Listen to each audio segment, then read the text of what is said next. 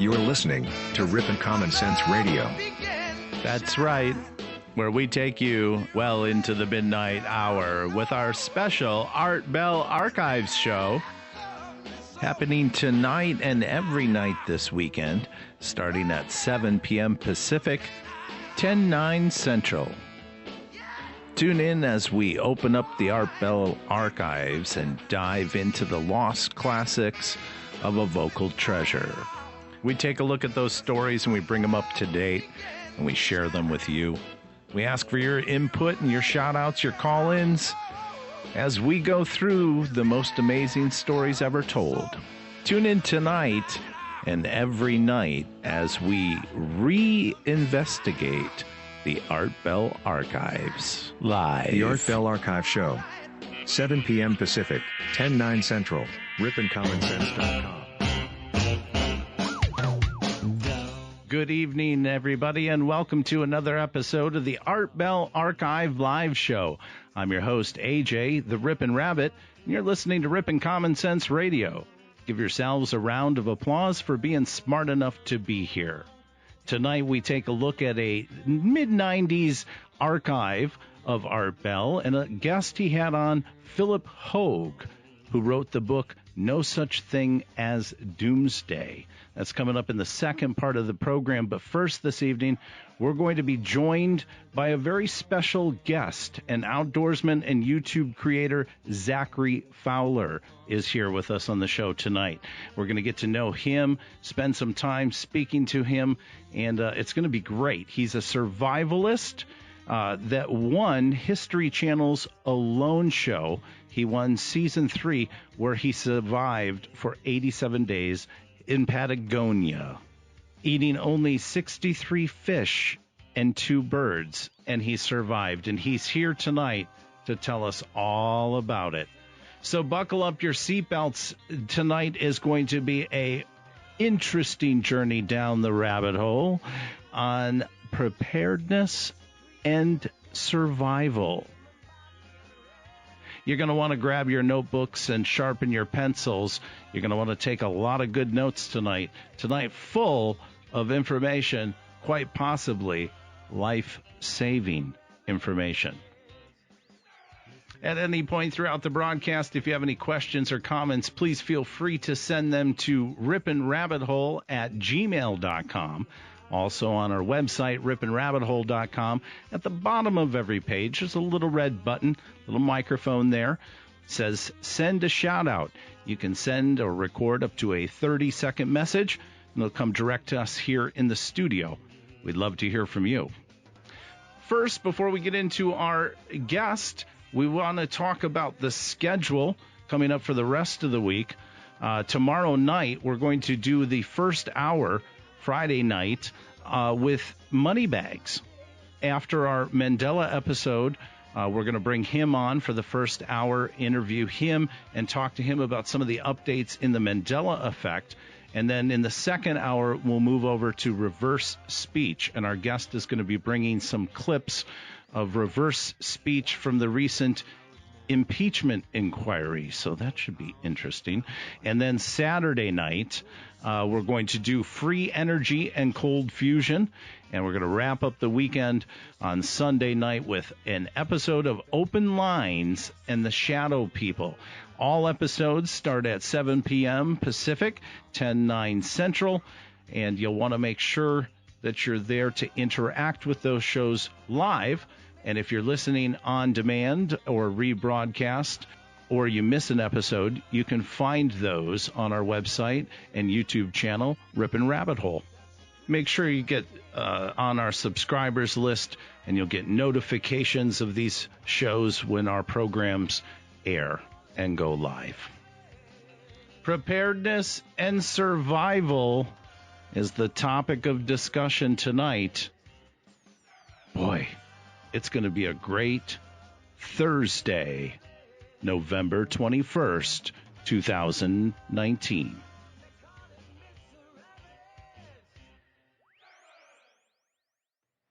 Outdoorsman and YouTube creator Zachary Fowler is here tonight. A Vermont native who moved to Maine to become a wooden boat builder, of all things. Although building classic wooden boats was a passion and skill, Zach's real love was always for the outdoors. This would be expressed by his years providing for his family, occupying an off-grid yurt-style home, and living a self-sufficient lifestyle. Fowler's enthusiasm for the outdoors and strong work ethic was proved when he applied for and won History Channel's Alone show, Season 3, where he survived for 87 days in Patagonia, eating only 63 fish and 2 birds. He was only allowed to bring 10 items on his survival journey, and here's what he brought. Number 1, a shovel. Number 2, a sleeping bag. Number 3, an axe. Number 4, a pot. Number 5, a ferro rod. Number 6, a slingshot with 2 extra elastic bands and 30 pieces of ammo. Number 7, fish line and hooks, 25 hooks. Number 8, a paracord. Number 9, a saw, a crosscut saw. And number 10, a multi-tool with pliers, gut hook, screwdriver, etc. You know the thing, the multi-tool. Alone for 87 days. We're talking extreme survival. Ladies and gentlemen, please welcome to the program Mr. Zachary Fowler. Hi, Zachary. How are you? Good. It's an honor and it's a pleasure to have you here. When you went into Patagonia, day one wasn't really doomsday for you because you, sir, were prepared.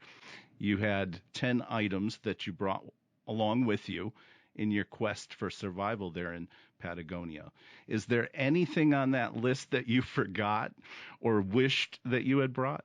I had asked if I could bring a journal, knowing that I'd have plenty of extra time and I'd want to journal and write down my adventure or even write a book in the meantime. But they wouldn't let me trade any of my 10 items for a journal.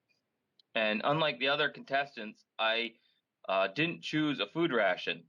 I just couldn't imagine myself like eating that food ration up.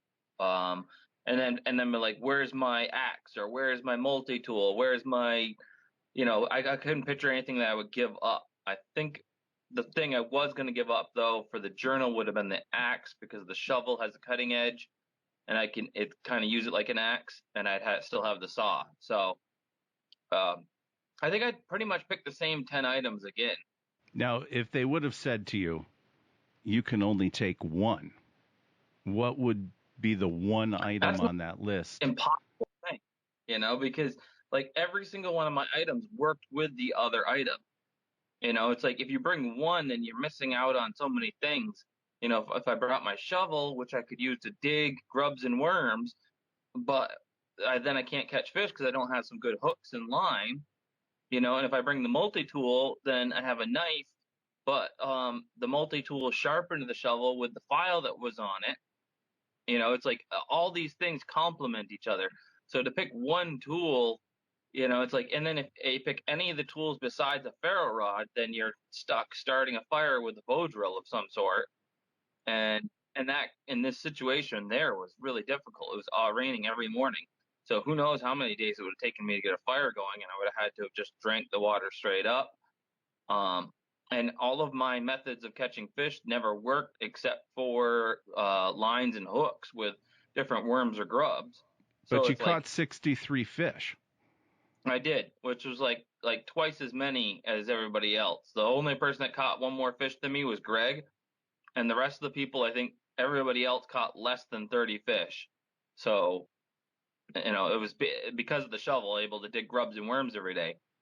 So there really isn't one good one tool thing, going out in the right location. Sure, you can, that one tool would probably be a knife of some sort. So you could, cut and shape things and build things and be able to make some sort of a really nice bow drill set. That way you could get yourself a fire going. important stuff. Now, you weren't just armed with tools. You went into this and you had skills. And those skills had to have come from somewhere. Can you take us back to your beginnings?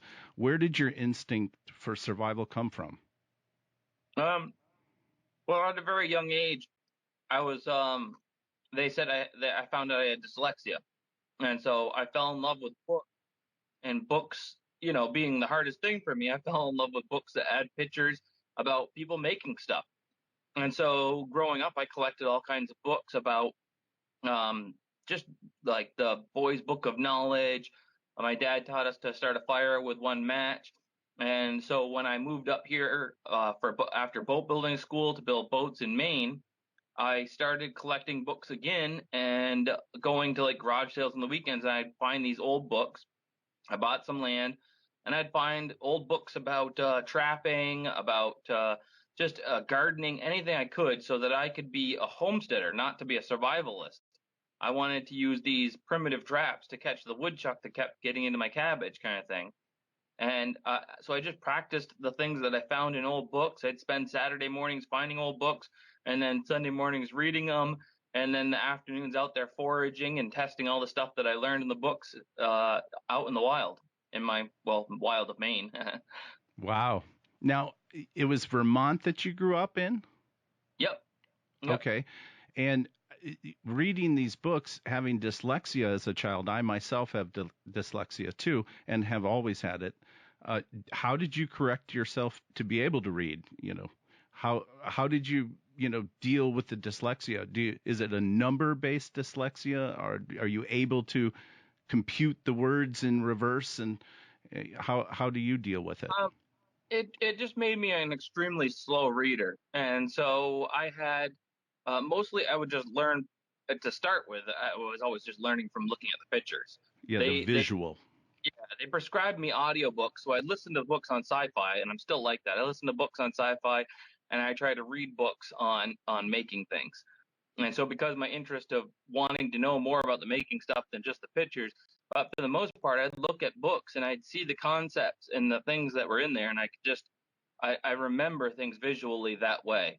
And so when I was out on alone, like things that I had forgotten years ago came back to me in books visually, and I could just picture these different traps and triggers. And I tried a different trap every single week and making new designs and all kinds of stuff. Unfortunately, though, all the animals leave the upper mountains during the winter time, and it was just me and the trout. So, well, there's nothing wrong with trout, especially when it's prepared right. Oh, they were so good. There were the big pink chard that were like, a pound and a half each, and they had the pink meat. They're like salmon, and I'd smoke them no matter how hungry I was. I'd always smoke them for 4 hours just to get some flavor into it. It was so good. That's fantastic. It sounds like you're a good cook. I noticed that for Thanksgiving, was it 2 years ago or last year, you actually did a turkey and built the spit and built the entire rotisserie and rotisserie to turkey and used your shovel to cut that. Yeah. That one turned out so good. It was so good. Yeah. We did the same thing in the springtime here, and that spring turkey wasn't so nearly as good. I don't know. We just didn't nail it that day for some reason. It was pretty lean because it was it'd been all winter. That was in our Wilderness Living Challenge Maine series, but that one 2 years ago, it just melted. It looked fantastic, and it just when you cut it with the shovel, it just like butter fell right off the bird. It was a juicy bird. Now I imagine you as a child, kind of like a Dennis the Menace type character with a slingshot in your back pocket. Is that accurate? Did you have older brothers? I had slingshots a whole bunch growing up, and there were wrist rockets. And so after not too long, the bands would rot away, and I never got very good with it. I tried to shoot stuff with it, but I didn't really have a good access to a large amount of ammo. So I'd shoot all the marbles, and then I'd shoot rocks, and they wouldn't go very straight. What I did have was my grandfather's bow that was given to me. And I was always playing around with that because the arrows you could retrieve if you were smart about it and didn't lose them. And then pellet guns, BB guns, for sure. I was BBs. A marksman from a very young age with the BB gun. And my dad built me a backdrop in the basement And once I got into that, I never had all my GI Joe guys were ruined. I'd line them up and I'd shoot off one finger off the GI Joe guy, and then I'd shoot him off at the wrist, and then I'd line them all back up again and shoot him off at the elbow, and just take them apart piece by piece until that day I got my first kill. My dad always said that if you shoot something, you're gonna have to eat it, and that was the rule. And when I can't remember, maybe 8 years old, I snuck out and took it outside and showed my buddy. I'm like, hey, look at that bird, the dove up there at the corner of the fence. Like, never thinking I'd hit it. It was probably a 100-yard shot with the 10-pump pellet gun, and took him right out. And I ended up burying the evidence and crying about it at night and fessing up to it. But That's fantastic. Now, yeah. I'm going to go out on a limb here, but I'm taking it that you grew up in the country. You were somewhere in the farmland, or were you a city kid?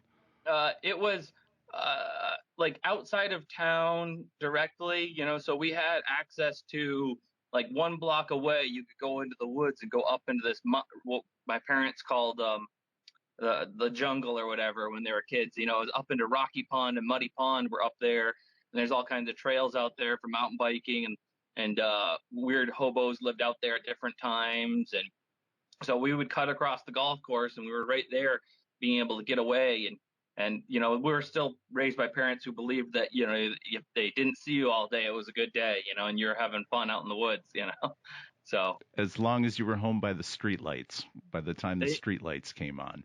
I don't know that I ever even respected that. People got hungry after a while here and there, but then we'd be back. Yeah, when it's time to eat, then it's time to go home. Yeah. If you're just joining us, my guest tonight is outdoorsman and YouTube creator Zachary Fowler, and he's also the winner of History Channel's Alone Show, where he won season 3 by surviving 87 days in Patagonia. Now, you have a quote on your website from Theodore Roosevelt: "Courage is not having the strength to go on. It is going on when you don't have the strength." Are there any words that you've created yourself that you live by? Do you have a creed? Do you have any words of wisdom that you've embraced as your own quotes? Yeah, when I was out there, I came up with like consistent, persistent effort, and or was it persistent, consistent effort? But it all means the same thing, because every day, I hit a little bit of a wall at one point, and my mom, she always says, just do the next thing. You don't have to do it all. You don't have to achieve everything today. You just always do the next thing. And so for me, that was, I needed to eat, and I'd lay there at night, I'd figure out what I needed to do, wake up the next morning, and I would just go and do that next thing. I just consistently dig grubs and worms, go down there, bait all 24 of my fishing hooks and lines, set them back in the water, take a fish up if I had it, cook it. If I didn't, go back again the evening, make sure they're all baited and for the nighttime, and then start over again the next day, and just, always consistently doing it. And then there would be a fish there at some point. And so I just always, keep going. That's, takes incredible focus. And in the modern world of technology that we live in today, all of the distractions are not with you on that journey. Are there distractions of their own? And if so, are those dangerous distractions that during that process you could be distracted? Well, yeah, I mean, dwelling on things, like another thing, we used to have a saying in the boatyard: don't get dirty before 9:30 and nothing new after 2. And so when I was out there, I kind of adopted that as my own thing. Would be, don't get all stressed out about what you need to achieve for the day before 9 or 10 in the morning, and then nothing new after 2 for me meant, after 2 o'clock, when your body starts to wearing down, even if you haven't had anything to eat today except for some fish head soup, like, you start to get tired again, you miss your family. It's like at home, I'd be going home from work at 4, you're around the bend from being able to put your feet up. And so I was just like, after that time, I'm not allowed to think about, giving up or quitting. And so it wasn't an option. It's like, if I'm allowed to consider that, I'm not allowed to consider it till the next day after I've had a meal, I would say to myself. And so it never really came up. and it became such a pattern of, no, you're not allowed to go there. Okay. And so I wasn't, and I didn't. And you could just keep going on without having those things build up on you.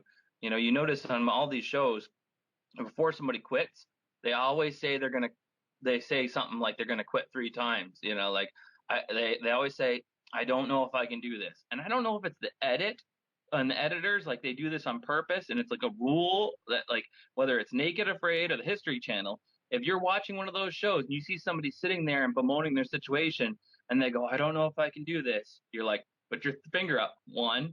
And then a couple minutes later, I don't know if I could do this. Later on in the episode, I don't know if I could do this. Before that episode is over, they're going home. And it's just, when you dwell on it, it's going to take you out of the game.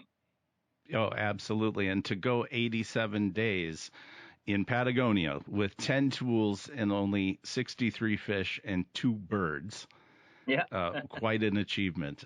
Quite an achievement. Now, you came back from that. Was Fowler's Maker and Mischief.com already up and running at that point? Yeah. Or did...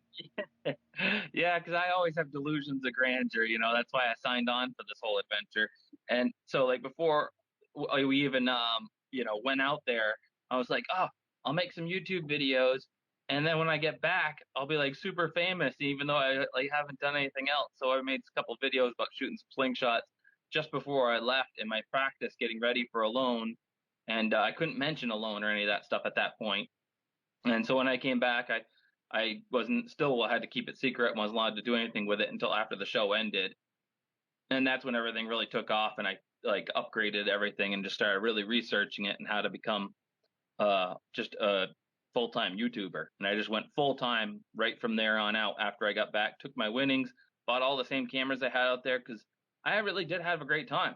I had so much fun filming myself, and then being on the show and seeing it air. I was like, I just want to keep doing this. This is what I love to do. Making stuff is what I love to do. So making videos of me making stuff it's just going to be fun. So. And you have a very successful YouTube channel with a great subscriber base of people that absorb your content. And I actually came to learn about you through Kickstarter, where I found a very successful project that you have now funded on Kickstarter. In fact, it was funded in 18 hours. Is that correct? Yep. Now, that's Fowler's EDC Survival Possibles Pouch and Woodland Adventure. And it cuts off there. Is it supposed to do that, or is that we do that so people look down below, because they know it says adventure kit, so you're only allowed just so many characters. See, it's all about keywording all this stuff. The same thing with YouTube. You got to keyword it all so that you get the algorithm finds you and people can find you when they're searching different subjects. But basically the point was, we wanted to make something, everybody has these survival kits, and I don't use much of the stuff out of a survival kit. I use all of the little tools and stuff that's in my possibles pouch. I use little bits of string. I use little bits of, different tools, as it were. I always think of the string as one of my favorite tools, because I can build all kinds of crazy stuff.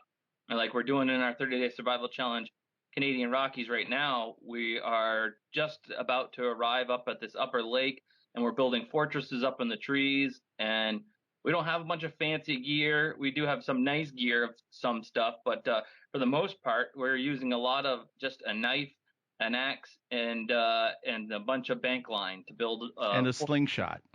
And a slingshots, and we do have some of the nicer stuff too. But if you watch, and you'll see that most of the time we're using the most simplest of simple things.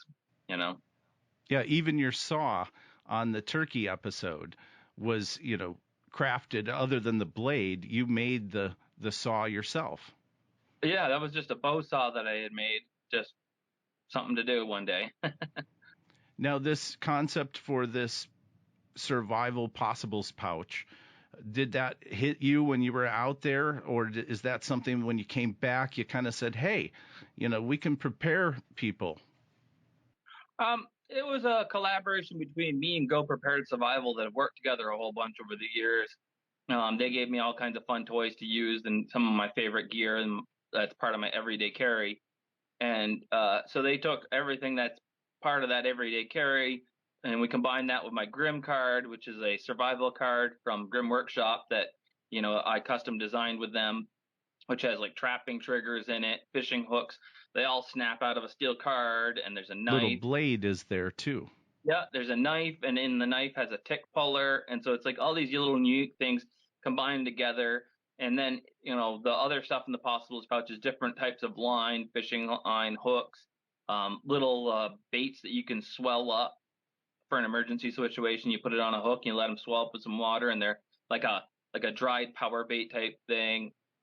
And so it's full of possibilities. There's any number of different things you can get up to with it. Keep it in your car, you take it out, and you do some fishing because you're stuck somewhere and waiting for somebody, or you take it with you on a bigger adventure and use it to save your life or save somebody else's life. So this was there's no more option to back the project through the incentive pledges anymore, or is that still open? But it's like the whole point of the Kickstarter was, for one, to create awareness of the 30-day survival challenge, give people a chance to put their name in the credits, and to bring a new product to light. And so we still sell it on my website, fowlersmakeryandmischief.com. And that's where people can buy it now. Yep. That's fantastic. On sale for Black Friday. Awesome. You heard it here, folks first. Get the Black Friday sale. And again, that's Fowler's Makery and Mischief. Makeryandmischief.com. That's FOWLERSMAKERYANDMISCHIEF.com. Or you can just do a search for our guest, Zachary Fowler, on Google, and you will find that he is also on YouTube, Instagram, and Facebook. AJ, please ask Zachary, when you were doing the solo 80 days, mental sanity must have been an issue or a concern for you. Can you tell us what you did to keep yourself mentally healthy and entertained during that time? Well, like I mentioned before about my policy on thinking about stuff, not dwelling on things. I kept working on that. And then I also, to keep my mind busy, I wrote a whole book in my head about, because I listen to audiobooks obsessively. That's probably my biggest addiction is audiobooks. And so when I was out there and I didn't have my audiobooks, before this going out there, I would build boats every day going to work and listen to audiobooks all day long while I'm just working by myself doing woodwork. And so I got out there and I had nothing. And so I had a dream a couple days in about wizards and dwarfs, because I listen to a lot of sci-fi nerdy stuff. And so I was like, well, maybe if I just take that dream and I build on it and I write a story in my head to entertain myself. And so that was the first time I stopped talking to the camera for a short period of time, because literally I would sleep for 12 hours a day and I would film for 12 hours a day and just talk to the camera nonstop. The camera was my Wilson. That was my first technique to keep myself from going nuts, is just to keep like I'm talking to somebody. And so I'm talking to my future America friends or my family, whatever. And so then I started writing the book in my head, and that kept me entertained that way. And then I would I made 200 sets of spoons and chopsticks. So it was keep my hands busy, keep my mind busy, and keep myself active, and it keep me from going to places and dwelling on things I shouldn't. That's amazing. And I take it you're going to publish the book. I wish. I've kind of put it to the side, and I did a YouTube video on it. I can't remember what it's called. My space story. It was like a live stream where I just basically told the entire plot that I could remember of the thing for 45 minutes. And so now I have that at least logged in that method, that if I want to revisit it, I could go back. But I'm saving that kind of stuff, like writing a book or anything like that, even a bushcraft book, for when I break my leg or something. We have another guest listener question. For that particular challenge, you lost a lot of weight. Did you bulk up before the track? And how much were you concerned about dropping that much weight that fast? Also, did you consult a doctor before or after the journey? They tested us medically a lot before. The only thing I kept from them and I didn't talk about a lot is I always had a problem with fats and beforehand.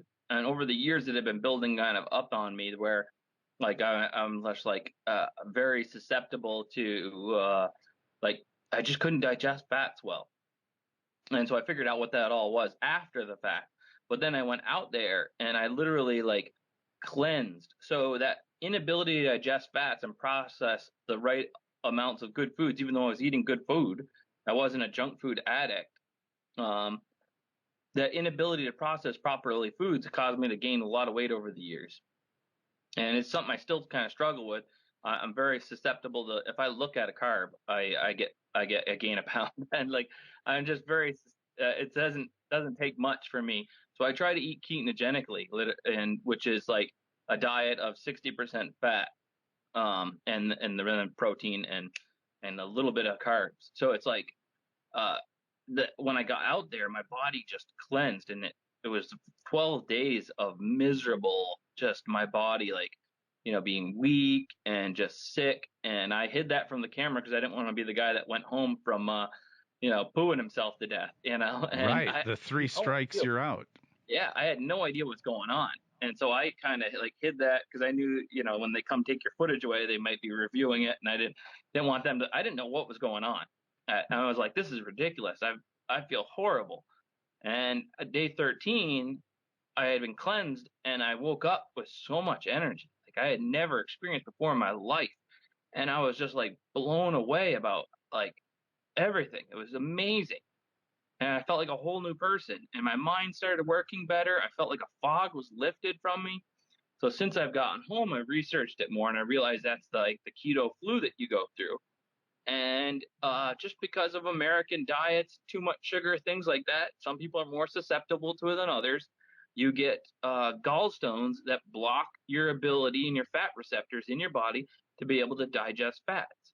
And fat is the thing that actually, unlike popular opinion, America believes that you want to eat low fat. All those things, sugars is what makes your body grab onto sugars and carbs. Your body grabs onto and packs them onto your body as fat.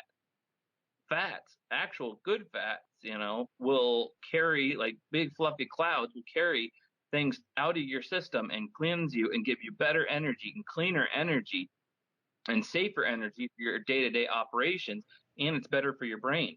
And so Sure.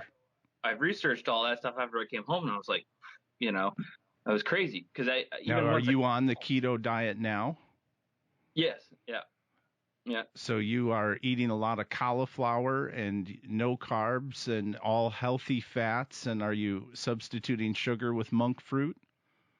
I use monk fruit, stevia, different things for different recipes. But yeah, I don't use white sugar. Even if I do break my diet, I try never to break it with just sugar ever. Like maybe pizza with friends, and then I'm like, ugh. But you can feel the difference. Like the next day, carbs are just like It is a strict dietary way to follow. I did keto for a while, and I love my food. And there's nothing more than, sinking my teeth into a really good, juicy cheeseburger and a bun. And of course, you can't do that on keto, but I did it for a good amount of time, and it was successful for me getting off of sugar. So I have very little sugar intake now, and I used to drink Pepsi and Coke like crazy. But you discussed the keto flu, and you actually went through that. You got those symptoms unlike anybody else who's gone through keto out there in the middle of nowhere. Yeah. And did you start to think, oh my gosh, this is a turning point for me? And like you said, you hid that from the camera, but did you really contemplate at any point, throwing in the towel? No, I figured it would either I was just gonna die trying if I had to. Like I was like if no matter what happened, I was just gonna keep going until they told me I couldn't, and that would have been when they came for a visit, every couple of weeks. and to check our footage or something like that. If I was like laying there and I couldn't move and I was feverish, then they probably would have taken me home, but I wasn't. So I was like, they came and checked on me just before that feeling better time for the first time when they came, and gave us more SD cards and batteries, and they'd be there for 15 minutes and then they'd leave. And they're like, "How you doing? Anything you want to tell us?" I'm like, "Nope, I'm good. I'm happy. Having fun. Look what I built this, Want to this. read my book? I carved a spoon, made a water bottle. I'm like showing them all the stuff. They're like, "Okay, see ya." We'll leave you alone. Uh, Wow. And again, you experienced a version of that keto flu that probably not many people have ever experienced. But what you said is that you came out of that with a whole new level of energy, and like you said, a fog had been lifted. So perhaps that's a good flu to go through. yeah, that's kind of like a once in a lifetime cleanse. I mean, if you were to if somebody had a really bad problem the way I did and he did it at home, it probably would have been less drastic, and it could almost, I think it's probably the reason why people fail to go into doing full keto, because like it drags out for too long, but because I was stuck on fish and fish head soup, I was able to just do it all at once, and it was exaggerated effect, like now if I, go out of ketosis and I, spend all of Thanksgiving, or something like that, not behaving myself, when I come back into it, it's like I don't even notice the transition kind of thing. So Fantastic. Now, when you came out of Patagonia, you went back to your YouTube and you started up the 30-day survival challenge. And that YouTube channel now was the first one that you did feature the 30 days in the state of Texas without taking any food or water. No food was brought with you, and as long as it was legal, you were going to catch it or hunt it, and you cooked it and did that all on YouTube. yeah, I mean, we started out a little bit before that doing, I started vlogging. I thought, when I came back, everybody wanted to know what I did with the money and stuff. So we started vlogging about that, and it grew a little bit of a following, but people really wanted to see me build stuff. So we moved right after that into doing a series we called 87 Days. And I went up and built a shelter on my land. And the catchphrase was kind of like 87 days, as if I did it here in Maine, and how I would do it differently with the resources we have here. And so I did a whole series for a year and a half or so before we got into the 30-day survival challenge. And then Chris Thorne from Drop Forward Survival was like, "I want to do something special." And so we came up with the 30-day survival challenge together, and we're like, let's give this a try. And he doesn't have a lot of experience in that kind of stuff, so I always like to be his survival expert to join him on it. And we went and came up with the guidelines, with no food, and if you want to eat, you got to catch and cook it. And so we found a property to do it on. Bob Hansler was another YouTuber, and went down there and just spent the whole time building, creating, and being creative, and catching and cooking. In the end, we actually we caught and cooked 9 raccoons, big catfish, like a 40-pound catfish, and like several other 5 or 6 pounders. And I mean, it was a wild experience, but and a lot of food, and we did really well. We felt really good. We lost almost a pound a day, but mostly just because we were kind of like in that keto state, and we were burning, a lot of calories, having tons of adventures, but we had plenty of energy for it the entire time. So it was cool. How about Wisconsin? 40 below, 30 days in the frozen tundra. Could you do it? I don't know. I meant it's all about food, right? You can almost do 30 days anywhere without any food as long as you have water. So 30 days isn't that long of a thing. It's just about how well you can do it, you know. And the filming of all these really takes the stink out of you. It's one thing if you just have to get up in the morning and just do your thing, and you can conserve some calories. And if it's going to be kind of a lean day, you got to fish the day before, you could maybe sit around and whittle. but because you're making a YouTube series out of it, it's like you end up spending like 40% more calories on filming it and making sure you're doing something new and exciting each episode. And because it's a fun adventure, I want to show and do as much as I possibly can, because who knows when I'll get a chance to revisit the place again. Like Canada, it's like every day I was trying to do some new neat thing to make it fun for the viewers and fun for myself, and try things I hadn't had.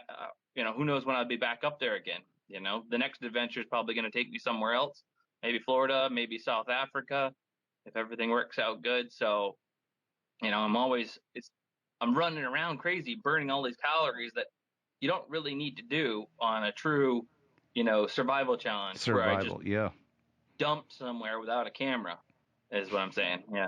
Well, that's, it does. It takes an incredible amount of focus just to survive, and then let alone add the production that you're doing. Top hats off to you. You've done a remarkable job. Now, you've also done something on the YouTube channel you call Trick Shot Tuesday, and I saw that you make your own matches. That's correct? You make your own matches and you keep them. I see them in your hat there. Yeah, they're always there.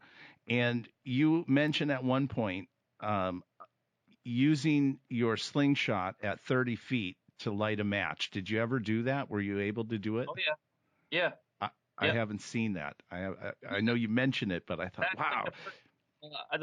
I've done it at 30 feet, but the first episode of Trick Shot Tuesday was me lighting a match at, I think it was 25 feet. And it was like on the second or third shot. I've been practicing for it. I warmed up, and then I went and set the cameras up, and bam, hit the match right on the head, lit it, and it was pretty fun. So every Tuesday you do a new trick shot? I tried to be doing it every Tuesday, and then the 30-day survival challenge, once we started doing that, we've been pretty busy, and it's a lot to edit all this stuff on top all by myself. So we've been building a team now, and so hopefully next year, where our plan is to have all new episodes of Trick Shot Tuesday, and we've done all kinds of crazy ones where I shot through a hole of a saw blade at I think it was like 60 feet or something, 50 feet, right through the hole, like a dime-sized hole, and hit a little ceramic clown. Just all kinds of fun stuff. So we're just out shooting dandelion heads and playing a game, me and my apprentice. Become pretty accurate with it, and pretty much every trip so far I've gone on, I managed to take some game with a slingshot. So how fun. That's awesome. Now, the reason why I brought up 40 below in the cold, there's a man named Wim Hof. Do you know of Wim? No. He's also known as the Iceman, and his critics say, because he goes in these ice baths and he does these challenges. He climbed Mount Everest in shorts, without any oxygen or anything. The guy is known as the Iceman. But his critics say, it's you. You're the only one that can go into the cold because you're the Iceman, and that's you. But he proved that, following his breathing techniques and, exposure to cold showers in the morning and whatnot, you can work yourself up, and that anybody can do this. What do you say to the people who think it's just you that can go out there and survive in these situations? Oh, yeah, right. 'Cause,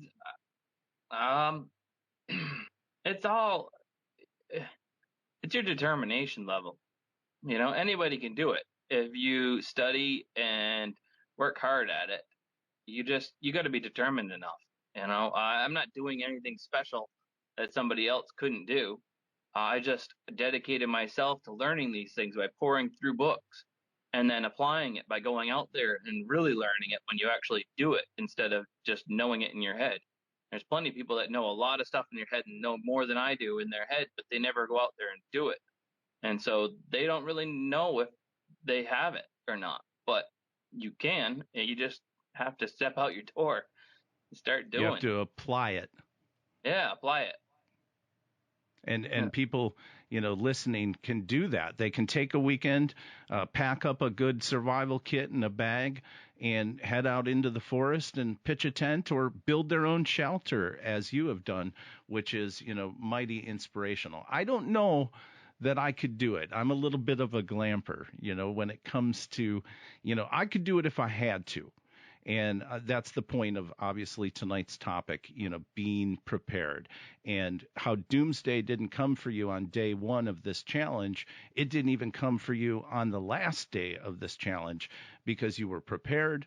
You had skills that came from application, and you had the right tools and you had the right mindset. So what you're saying is that really anybody can do this.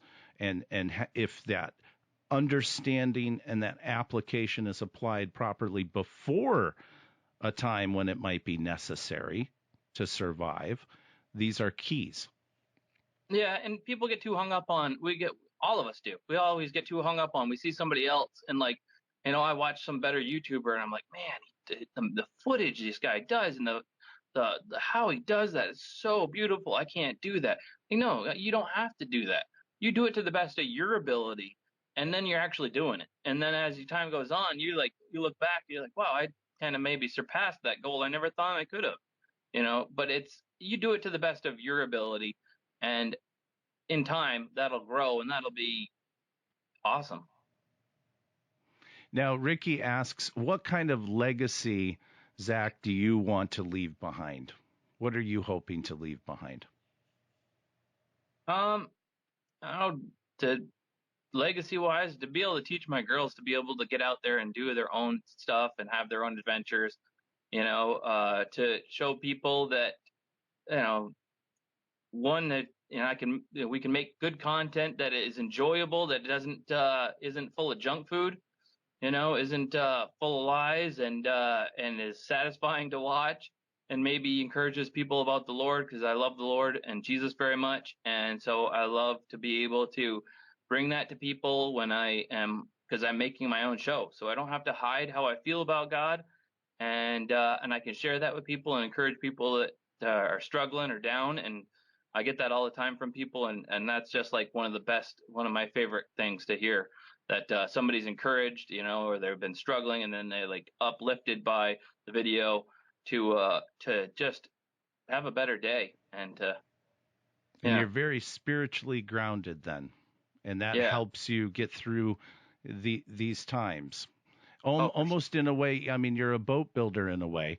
So you're in the event of a doomsday, okay, there's going to be a lot of people, Zach, knocking at your door, like the ark, and saying, Noah, let us in.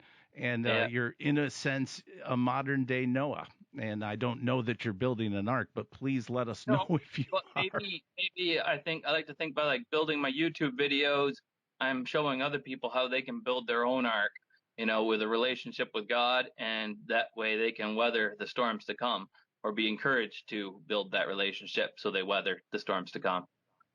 Very inspirational. Great stuff. Speaking to that point, what really worries you about our future? Nothing. Not really. Nothing. Because like everybody, some people get so worried about it, and president, and and they're such a horrible, and politics, and it's like, I think that God has us all in his hands, the whole situation, no matter how grim it looks. And I really don't have anything to worry about. It doesn't mean we don't want to be lax and sit on our hands. If there's something we could do, we do it, step forward and have a good voice for good, and stand up. But it's not something I got to be anxious about. I'm not worried about the end of days or any of that stuff, really. Yeah. I mean, you have the skills, you have the knowledge, and you have a faith that allows you to survive. Yeah, I'm more worried about getting out and getting a chance to fish next time. That's my biggest concern. I want to get this video done so I can go out and do some more fishing and more adventuring. I love it. Well, just a few more questions. I know that Jason asks your favorite outdoor footwear. What's your outdoor footwear, go-to footwear? That's a funny one. It's if anything, right now I don't have my favorite footwear is the Santa Cruz Croc loafers. They're like a pair of moccasins, and they have a canvas top on them, so they breathe well. You don't have to wear socks. I wear them all the time. You can see them in my videos all the time, and I always switch out and put my boots on. But as much as I can, if it's warm and it's nice out, I wear those every day, all the time, because it's like they're light, soft footwear, and I still haven't found a great pair of boots. My favorite boots before that were the Bogs hiking boots I had with me on a loan. They're very comfortable. They weren't super warm in the cold conditions, and so I'd end up going back into my shelter and warming my feet up a lot. But like all the other boots are too heavy or too this, or I had someone on the last 30-day survival challenge with me. I think I'm just about to start complaining about them because they just let water in all the time, and it's yeah, the Bogs hiking boots or the Croc loafers. For the novice out there, what advice would you give them, or a book that you could recommend that you find to be the most comprehensive, covering most survival situations one might find themselves in? Oh, geez. That's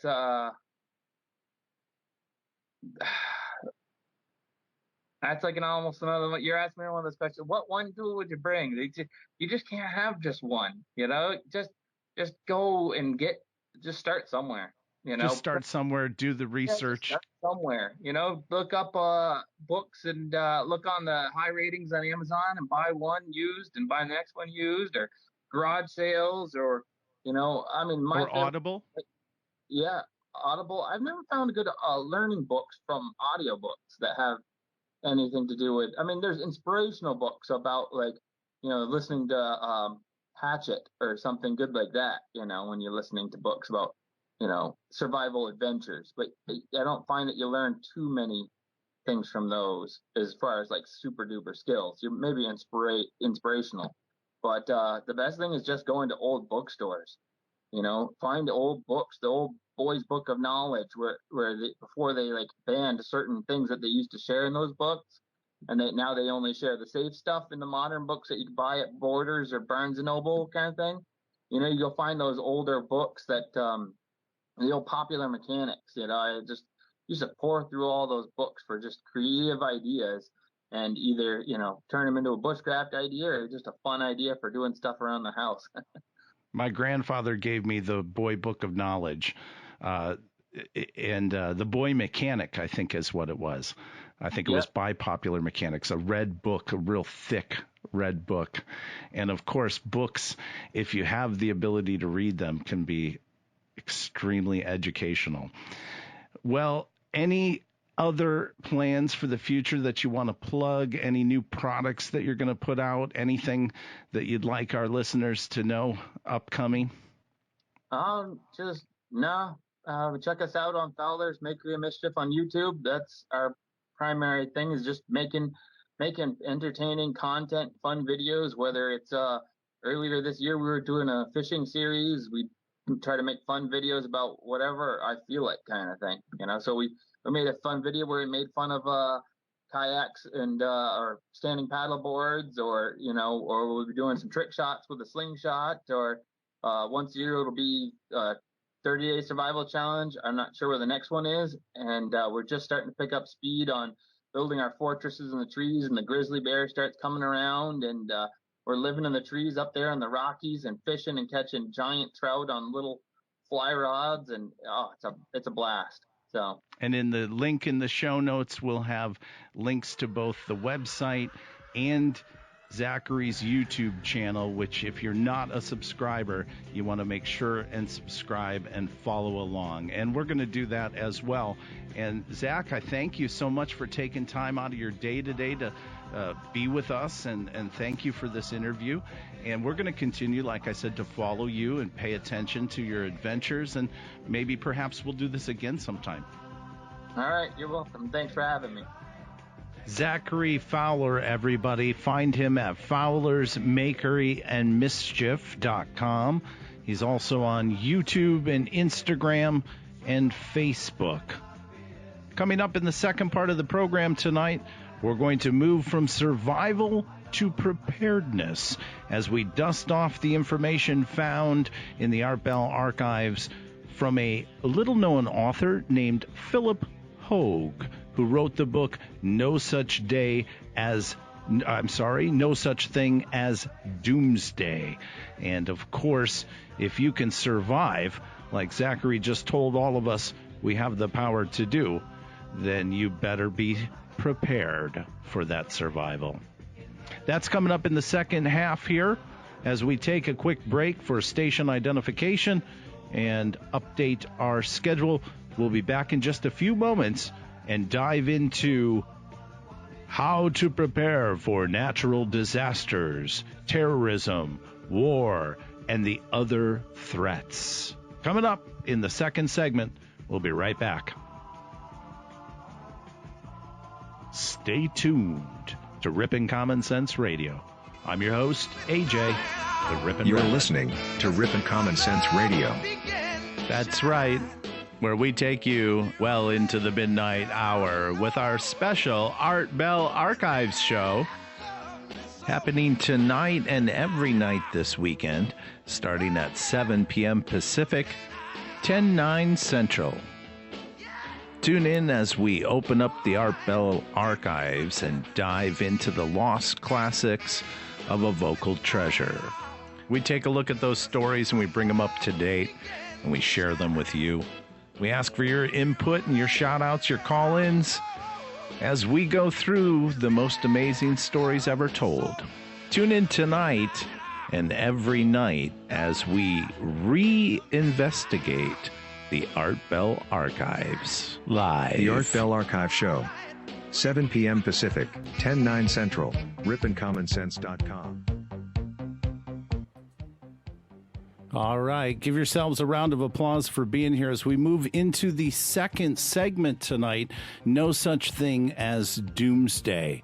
Now, somewhere in the mid-90s, Art Bell had on a guest named Philip Hoag, who was the author of a book called No Such Thing as Doomsday: How to Prepare for Earth Changes, Power Outages, Wars, and Other Threats. It's a paperback. You can find it today at Amazon.com. Just do a search for No Such Thing as Doomsday. Now, it's a 399-page paperback. It sells for $52.40. It's a rare book. It was published in the late 1990s. And again, you're going to want to do a Google search for Art Bell plus Philip Hoag. And you're going to want to listen to the entire 3.5-hour broadcast from the mid-1990s where Philip was Art's guest. And again, he's the inspiration for tonight's topic, no doomsday. As you heard from survivalist Zachary Fowler, anybody can survive. And what you're going to hear upcoming in the next segment from my next guest is how to prepare. And again, being prepared, as you're about to hear, is actually quite simple. It's quite easy to do. And everybody living in 2019 needs to take the time to be prepared. And again, a great place to start. Get yourself a copy of Philip Hoag's book, No Such Thing as Doomsday. Now, Amazon description says this book is the definitive text on preparing for any disaster, be it man-made or natural.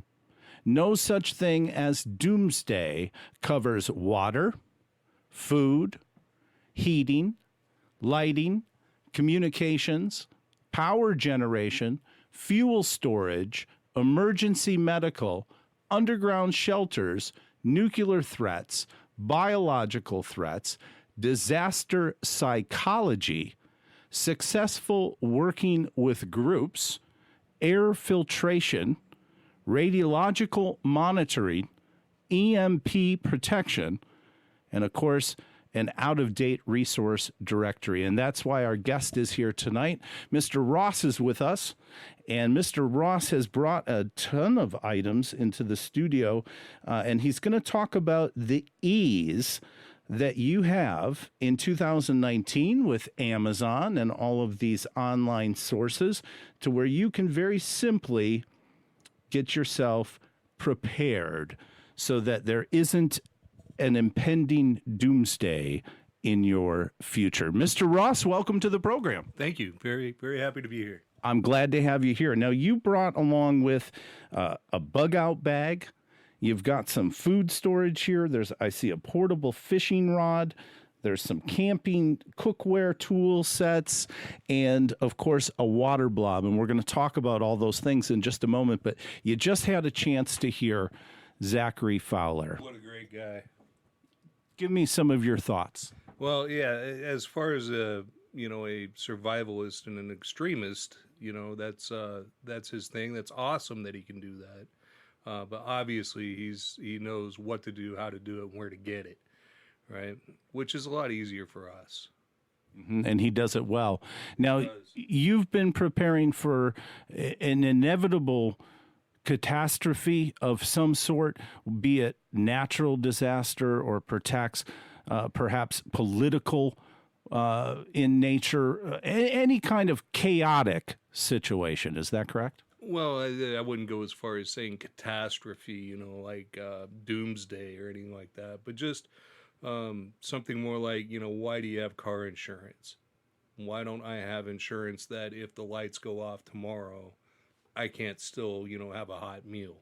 Mm-hmm. Something to make sure that I can get through my day, make sure that, people that I know and care about, myself included, of course, can live and survive through any, medium to short to possibly long-term disaster. It's just about being ready and prepared if that moment should ever arise. And in today's 2019 standards, we're so dependent on technology. We're so dependent on electricity. We're so dependent on the ability to flush a toilet or turn on a faucet that we seriously are not prepared for a moment when those luxuries are no longer there. It's very true. My mother, and as a matter of fact, lives in a rural area, excuse me, and just recently went through some weather that knocked out her power for a week straight. So stop and think about it. What would happen to you, whether you're living rural or suburban or, dead in the middle of the city? What would happen if your lights went out for a week? Better yet, try it. Go shut your lights off. Don't turn on your cell phone. Don't turn on your computer for a day, 2 days. What happens to the food in the fridge? As we found out in our own home when the power went off and I was away, and all of a sudden, all the food in the refrigerator was spoiled. Now, in the event of an EMP attack where an electrical grid could suffer, this is definitely the case where we would be without power. But a catastrophe or a doomsday scenario doesn't necessarily mean that we're going to have no power if we're properly prepared, i.e. solar electricity. Yeah, I mean, if you're talking about an EMP, again, you're getting into a doomsday scenario. If you're going longer than a week, 2 weeks, possibly even a month, if you're seriously prepared, now you got to look at long-term survival, and that becomes a much more daunting endeavor to think about and work on. I'm not even that prepared, to be honest. I'd rather try to consider that, no longer than a month, if I'm bugging in, as they call it. So that's my preparedness is making sure that I have enough to go for a month straight. That being food, water, shelter, maintaining my atmosphere, temperature, having enough electricity to even keeping the refrigerator running for a month straight. It's possible, and it's easy, and it's not that expensive. Now, let's say that I really don't know where to start, because I don't. And you're going to help me to prepare myself to be self-sufficient in the event of a doomsday scenario for A minimum of how many days? What should I be prepared for? At very least, what should I be prepared for day wise? Everything that I've read and I've heard is, you do it to within your means. How long can you afford, basically, at this point, to put money aside, right? But if you do it like a progressive thing, you do Build upon it. build upon it exactly, right? So you start out with start out with a day.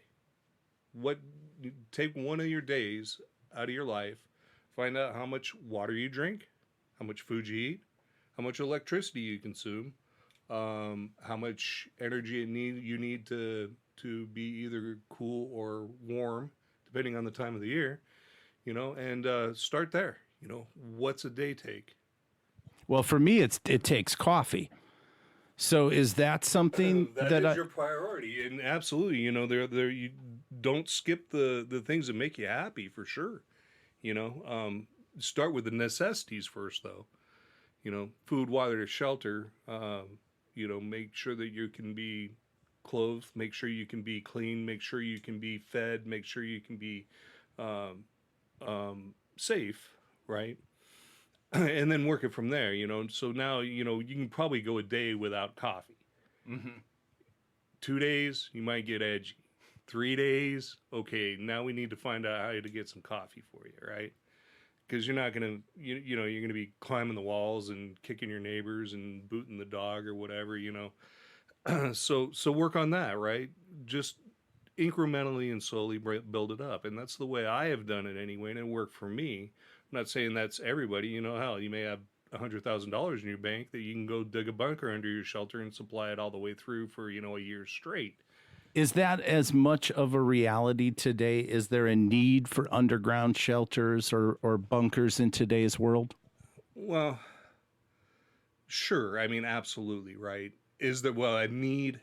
Um, Probably not. I mean, do you really need to have fortified houses? Do you really need to have, a means to live individually that long? Probably not. Probably not. Now, a very important ingredient to coffee, of course, is water. And if the supply is down, or in the event of something, disastrous taking place in the area, it's very important, probably as equally important, if not more important than food, is to have fresh, clean reserve of water. And you brought along an interesting product here tonight called the Water Bob.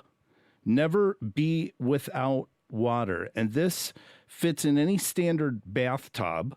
It's an emergency drinking water storage unit that stores up to 100 gallons of fresh drinking water. And I believe it even says here that that's like a 30-day supply of water, fresh water. So this is a very inexpensive, easy to obtain product. Where did you come across this, and is this something people should have, under their cupboard, and how does it work?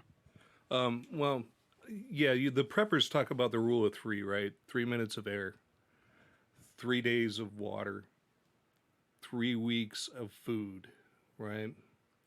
So that's how long you can go without dying, right? You can go 3 minutes without air. You can go 3 days without water. You can go 3 weeks without food before you start deteriorating and dying. So, air, there's not much you can do about that unless, again, you're going to talk about your underground shelter and, filtration systems in case of fallout, this kind of stuff. But the next step is water, right? Especially for us living in a desert, water is very, very key out here. You don't get rain, but maybe 3 weeks or a month, a year, so you're not catching it. It's a long trek to the lake from here to get water. So it's always good to have a supply on hand. What that water bob is a cheap, easy way to store water. So even if, and again, when you're talking about the long-term electricity outages, you'll probably have a few hours, maybe even a whole day before the pumps will stop running for the water in any city, right? So you have enough time to fill a reserve in your own home. Precisely, and there again, that's just basically to isolate the water, make sure it's clean for you, but you don't need this. You just need to know that, hey, the power's out. Maybe I want to go fill a bathtub up as long as it's clean so that you can have, water for eating, water for cleanliness, water for whatever you need, right? Washing off your dishes even. Then you got to be careful. Now, why couldn't you just fill up the bathtub? Well, this is what I'm saying, right? So the water bob itself will isolate that water from the bathtub itself. It will close it in from the air to keep it a little bit longer, that kind of stuff, right? Less contaminants in the water from it not being exposed to air and or anything else in the house that may be flying around, right? So it's just a cheap, dirty, inexpensive way, of storing water in case of an emergency. The nice thing about that, it also comes with a pump on it, so that you don't have to go over to the bathtub with a bucket and pull it out to go boil it and drink it, right? You can actually just pull it straight out of the water bob itself and drink it that way. It's ready to go. Exactly. Ready to make coffee. Exactly. So again, it's called the water bob. Boiling. And you're going to want to do a search for this on Amazon. It's fairly inexpensive, under $50, under $20. Yeah, it's like a $10, $15 item maybe. Oh, so within a day, you could have a very significant tool. There's your first step, right? There's your first step, a water bob. As important as water would be in that type of a scenario, it would not be doomsday for me in our house because we will have coffee, fresh coffee in the morning. Now, we have to figure out how are we going to make that coffee. And of course, that could even result in a fire that we may have to start in order to create the heat. So how do we prepare for, heat and heating things up when there's no power or electric stoves or this type of scenario? Well, I'll tell you what. I'll bring it back to you in an opposing question. How do you do that, AJ? I don't know. That's why you're here. So let's say you're not in the house. I know that your stove is gas, but what do you have outside of the house that heats stuff up? Propane. You have a barbecue out back, right? Right. Who doesn't, right? It may be wood, it may be charcoal, maybe whatever. So if you got some extra charcoal, you got some extra wood, or if you got your extra propane bottles, you take your pan of water and you go out back and you boil it up and shove it through your Mr. Coffee and have your nice hot cup of coffee in the morning, sir. Now, when I do that, okay, the best part of waking up is Folgers in your cup. And I can tell you that the smell is going to radiate through the neighborhood, and it's not going to be long before, like Noah and Zachary in the analogy, the unprepared people are going to be knocking at my door looking for whatever I got, whether it's coffee, whether it's water. So let's talk a little bit about security. How do you secure yourself in these times, and how do you keep this manageable, and what are the best things you can do so that you're not the target of the neighborhood when, the crap hits the fan? There's a lot of rules of, I shouldn't say rules, I take that back. There's a lot of modes of philosophy on all of that. And if you look at the people around you and you know the people around you, you know how they're going to react, right? You can tell the person that lives day to day off of going out to eat, the people that live paycheck to paycheck, or, however they're used to doing it. You'll know the people that are sufficient and can do it on their own. The people, the mechanic down the way that fixes his own stuff will probably know a little bit more about how to handle himself, as opposed to, the person next door that only knows a credit card and how to shop at Penny's, or Jason, only knows how to close shop. Well, Um, again, I'm security. sorry, yeah, but let me go on, right? So you'll know kind of the attitude of the people around you, and again, I'm kind of going back and forth, but you'll know who may be a threat and who may not be a threat just by knowing who they are. So the best thing to do is get to know the people around you. Second thing to do is come into what I did was come into both philosophies, right? Either they're going to help me get through this, or they're going to be a threat to me getting through this. And of course, you want to, when I say threat, you need to protect what you got. You don't, if you're going to be charitable and give it away, that's all well and good. But if they're going to come in and try to take it, you can't allow that to happen because you're not giving it to them. You have to be able to protect it. When it comes to that, if it comes to protecting what you got, it's by all means, right? Because basically we're talking about, in a long-term scenario, you're talking about your own survival. And survival is exactly that. You must survive. At least that should be your mental state. So however you get to keeping yourself alive, you have to defend it in the same manner. And again, self-sufficient and not being reliant is really, the tone here. You want to be self-sufficient because, of course, the government, it's not about the government. It's about if during that situation, there's enough government. And Philip Hoag touches on that in No Such Thing as Doomsday, where USDA offices become ration centers. And interesting enough, they also become gun collection points. So talk to me a little bit about, being able to stay away from or the need to rely on our government. Well, I'd rather not, to be honest. Okay. Kind of my mentality on that whole thing was, unless if we're into a long-term survival scenario, then I don't believe the government's going to be there. We can already look at modern-day disasters, Atlanta, where FEMA came in and just screwed it up. I hear that they've fixed that all now, but we haven't really had a good disaster to figure that one out. So even there, it's a short-term thing, right? Now we're talking about a week, maybe a month. Those people had to survive on what the government gave them, and we already know how many heartaches came out of that, Sure. Right? How many desperations came out of that. So I'd rather not. Really. I get it. If you're just joining us, my guest in the studio tonight is Mr. Ross. He is a preparedness expert. He's brought along a lot of up-to-date information touching on an Art Bell archive subject on an episode he did in the mid-1990s with author Philip Hoag of the book No Such Thing as Doomsday.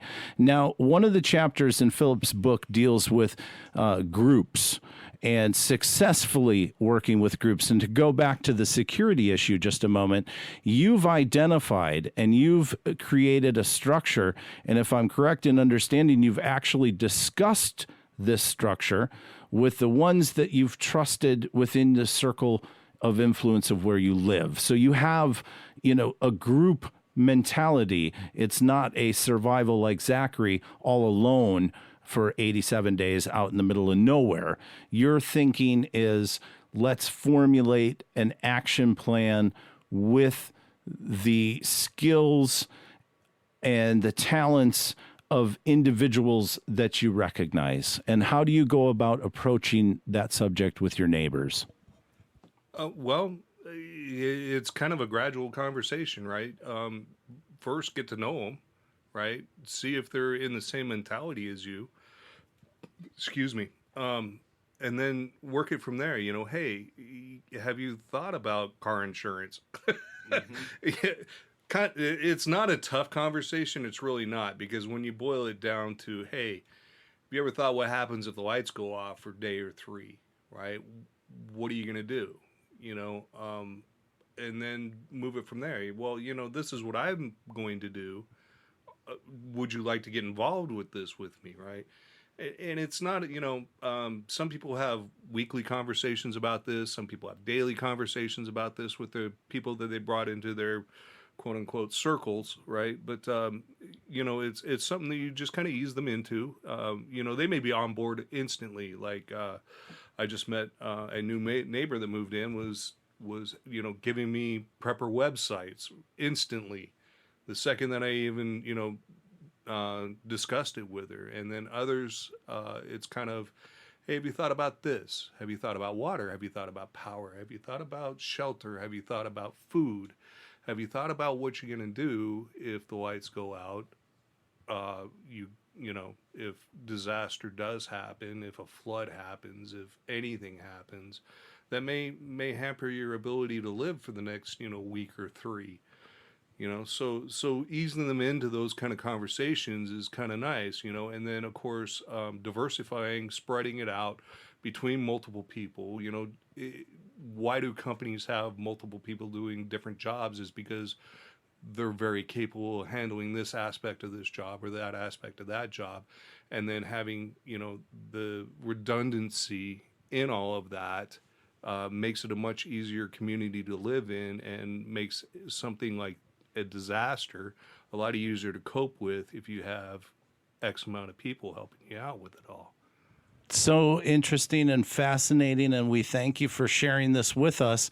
Again, the book that you'll want to find, No Such Thing as Doomsday, means that if you're properly prepared, there's no such thing as doomsday for you. And that's what our guest is speaking about now. Let's turn to the food. You brought, just in case, a plastic container from Mountain House. This is a classic assortment of it. It says that it has 2 beef stroganoffs with noodles, 2 lasagnas with meat sauce. That sounds good. 2 chicken teriyaki with rice, 2 noodles and chicken, 2 beef stews, and 2 granolas with blueberries, and all you have to do is add water. So it's important that water blob's the first thing really that you want to get that. And this is 12 pouches, 29 servings. Roughly how much food is this? What supply? I believe that's about a month's worth of supplies for 2 people. For 2 people. Yep. So there again, that gets kind of on the expensive side, especially when you're talking about freeze-dried food. Of course, we can go into a much more expensive option of freeze-drying your own. But MREs, freeze-dried food, again, you don't exactly want to rely on your refrigerator, but, I've got cans of food stocked up. I've got bottled water stocked up. I've got things that I'm going to need if I can't go out to the grocery store and get it, right? So again, it's kind of a personal thing. Most of this is a personal thing, right? But you got to look inward first, right? So that's why I always suggest take a day out of your life, look at what you do, see how you eat, see how you drink, see how you live, and just analyze it, right? So I did, I ate this much food, so in a day. So what's it going to take to make a month, right? If I couldn't go out to the grocery store tomorrow, what would it take to have a hot meal on my plate in a month, So, and then you work it from there. After a month, and that runs out, what do you do? After that, can you sustain that kind of food income? Whether you got to go out and hunt it, fish it, trap it, beg it, borrow it, steal it. I don't suggest stealing it. That's just a phrase, but that kind of mentality, right? Got it. The inspiration for tonight's episode comes from the Art Bell archives in the mid-1990s when he interviewed author Philip Hoag. And it's interesting you talk about the car insurance because in that broadcast, they made an analogy that you don't want to be out on the road without a spare tire.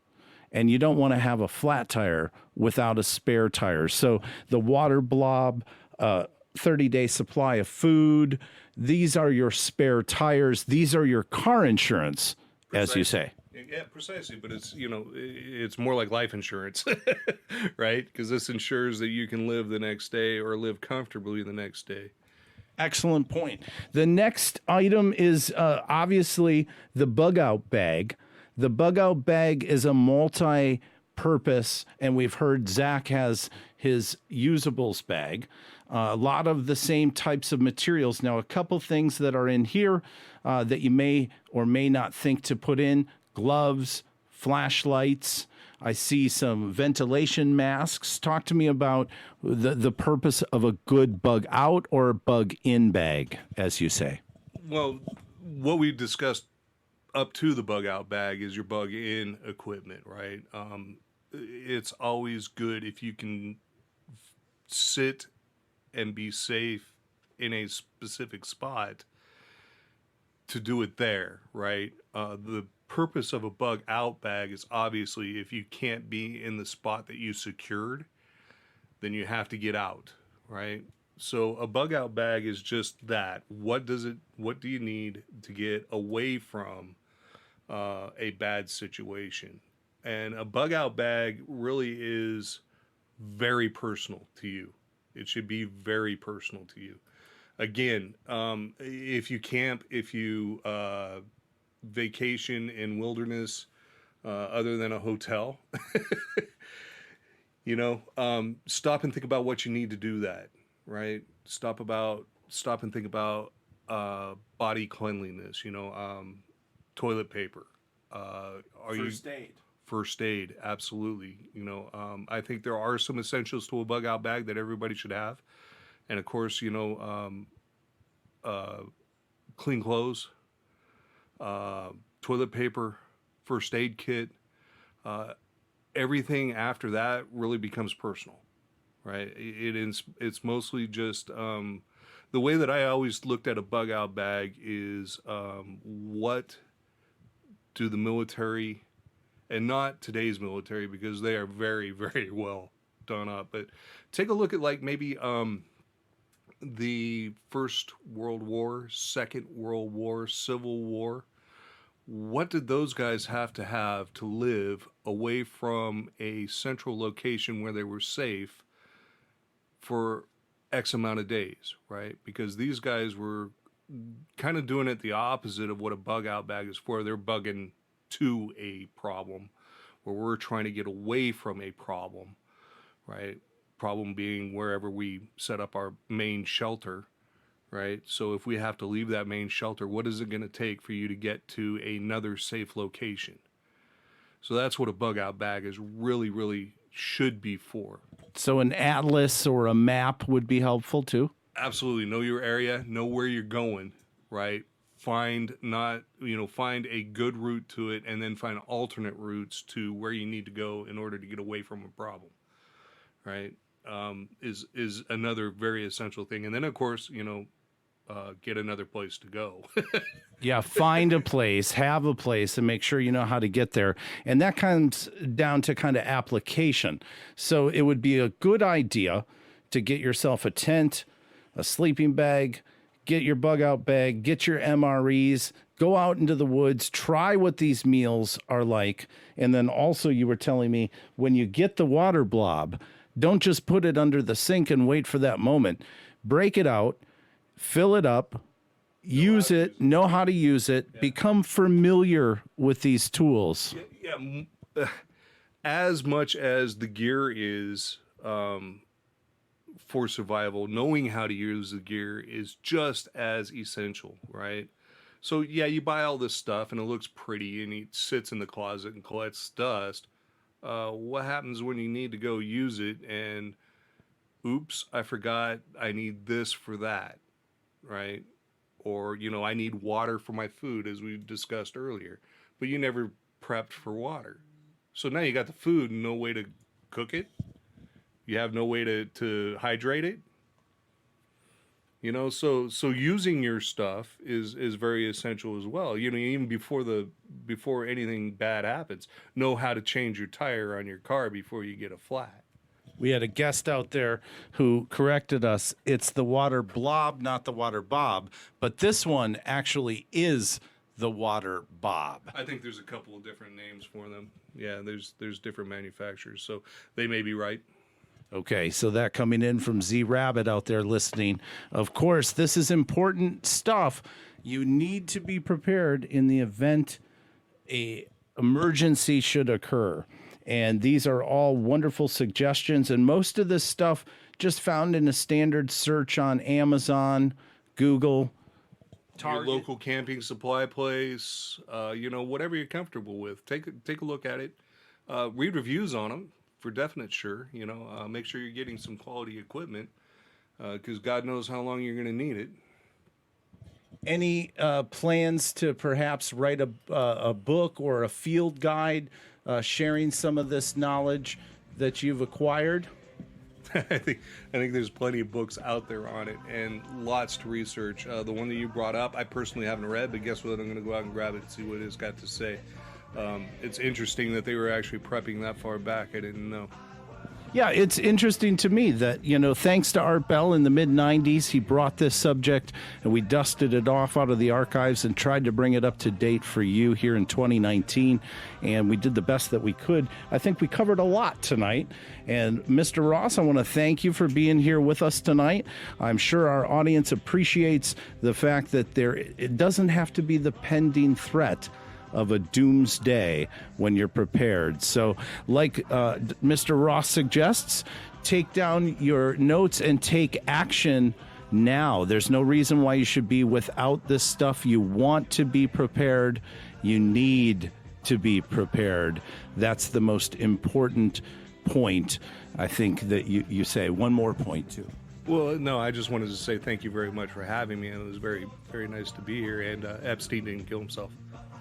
Okay, we're finished. You want to tune in on tomorrow night's program where we'll get political. Not tonight so much. We're not going to get political tonight, but I can relate and appreciate that very much. Well, folks, it's been a bumpy ride. Give yourselves a round of applause for being here. We thank you for tuning in and listening. We're here every Thursday, Friday, Saturday, and Sunday nights starting at 7 p.m. Pacific and 10/9 Central. Tomorrow night, going to be a fun night on the show. We did a show last week on the Mandela effect, and if you're familiar with Moneybags is going to be on the show tomorrow in the first hour. We're going to discuss some updates and some new things, new information to the Mandela effect. That'll be in the first hour tomorrow, Friday night, November 22nd. In the second hour, we're going to cover reverse speech. And our guest tomorrow night is going to bring snippets and samples of current reverse speech patterns from the recent impeachment inquiry. This is going to be interesting. So tune in tomorrow night at 7 p.m. Pacific, 10/9 Central for the reverse speech episode. Then Saturday night, we're going to get into Tesla, free energy, and fusion, cold fusion. We're going to have a lot of great information. We're going to be looking at some of the Art Bell information released in the late 90s, early 2000s, bringing it up to date as we do on all of our Art Bell archive shows. And then Sunday night, we're going to do open lines, give you a chance to chime in and share your thoughts with us in an open line episode on shadow people. Have you ever been sitting and you notice something moving in the corner of your eye? Those are the shadow people. We're going to hear a lot more about that. Sunday night, November 24th. A big shout out and a thanks to all my guests, Mr. Zachary Fowler, who joined us at the top of the show in the first hour, and of course, our prepared expert, Mr. Ross. Again, from Rippin' Common Sense Radio, the Art Bell Archive live show, I'm your host, AJ, the Rippin' Rabbit. Until then, take care of yourself and each other.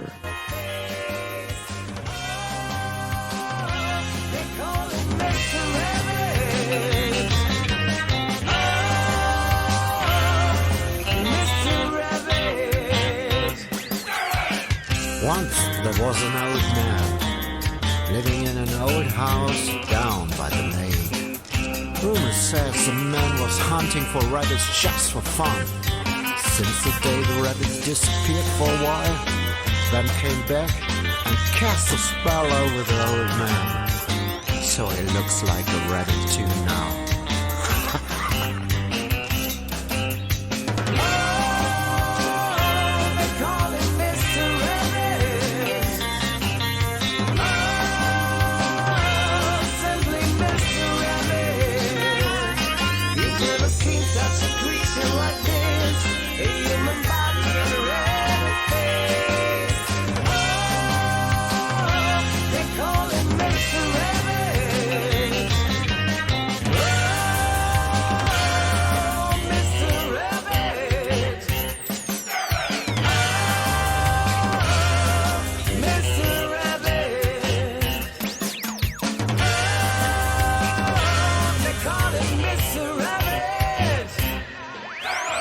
Listening to Rippin' Common Sense Radio.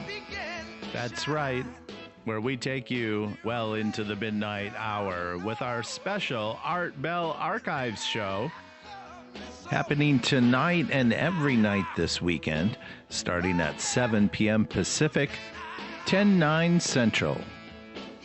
Tune in as we open up the Art Bell Archives and dive into the lost classics of a vocal treasure. We take a look at those stories and we bring them up to date and we share them with you.